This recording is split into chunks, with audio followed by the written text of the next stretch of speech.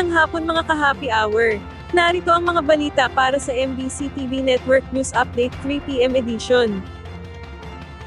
Philippine Navy kinumpirma ang pagdaan ng Chinese research vessel malapit sa Palawan. Kinumpirma ng Philippine Navy ang pagdaan ng Chinese research vessel na Lanhai 101 sa silangang parte ng baybayin ng Palawan noong Linggo, February 9. Sa isang statement, sinabi ni PN spokesperson for the West Philippine Sea Rear Admiral Roy Vincent Trinidad na agad natukoy ang presensya ng barko ng China sa pamamagitan ng Littoral Monitoring Station Melville. Agad namang inisyuhan ng radio challenge ang barko ng China kaugnay sa presensya nito sa katubigan ng Pilipinas. Paliwanag ni Trinidad na dumaan ang Lanhai 101 sa may eastern waters ng Palawan dahil kailangan bunsod ng hindi magandang kondisyon ng dagat sa kanlurang bahagi. Tiniyak naman aniya ng lulang Chinese personnel na ipagpapatuloy ng kanilang barko ang pagdaan kasabay ng pagsunod sa mga karapatan para sa innocent passage sa pamamagitan ng Philippine Archipelagic Sea Lanes at lalabas malapit sa Coron, Palawan. Para naman masiguro ang navigational safety at soberanya sa rehiyon, ipinadala ng Western Command ang PN vessel na BRP Andres Bonifacio o PS-17 kasama ang Philippine Coast Guard vessel na BRP Melchora Aquino o MRRB 9702 para eskorta ang Lanhai 101. Dakong alas 5:50 ng hapon namataan ng Lanhai 101 sa layong 19.05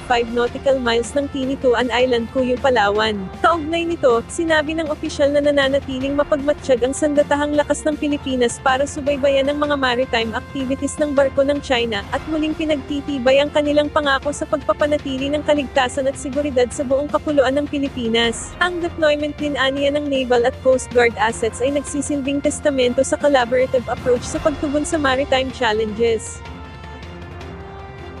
Samantala, katiting na bawas presyo sa mga produktong petrolyo, ipinatupad.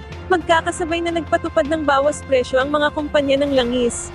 Kaninang alas 6 ng umaga, nang ipinatupad ang 10 centavos na bawas sa kada litro ng gasolina, mayroon namang 10 centavos pa rin na bawas ang kada litro ng diesel, habang ang diesel ay mayroong 30 centavos sa kada litro ng kerosene.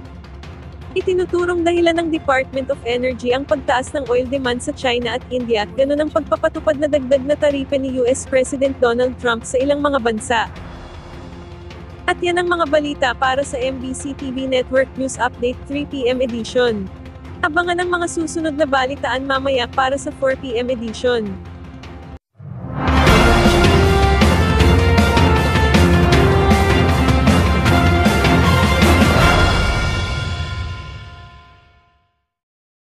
Mga ka-happy hour, kung gusto mong manood ang mga balita sa MBC TV Network News Update, mag-subscribe sa aming YouTube channel, i-like ang aming Facebook page, at i-follow sa aming TikTok account.